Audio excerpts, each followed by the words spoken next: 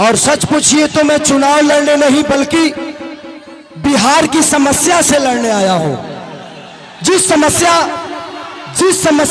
समस्या हम सबको हमारे बाप से दूर कर देता है, हमारे माँ से दूर कर देता है, हमारे अपने बीवी से दूर कर देता है, अपने बुजुर्गों से दूर कर देता है, अपने गांव से दूर करके रखा है, जिसका नाम है बेरोजगारी। और मुझे लगता है कि इस बेरोजगारी के देन ही है जो खेसारी लाल यादव के पिता मंगरू यादव चले गए दिल्ली, कहां कहां गए, और उसके बाद उनके पीछे पीछे खेसरियों बेरोजगारी की वजह से भाग गया। आज मेरा मुंबई जाने का कारण मैं खुद नहीं, मेरा मुंबई जाने का कारण मैं खुद नहीं हूं, यहाँ की सरकार है। मैं नीतीश चाचा को कभी दोषी नहीं बनाऊंगा क्योंकि वो मेरे पिता तुल्य।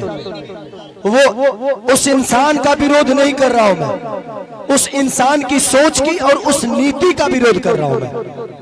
वो मेरे पिता थे, पिता है, पिता रहेंगे।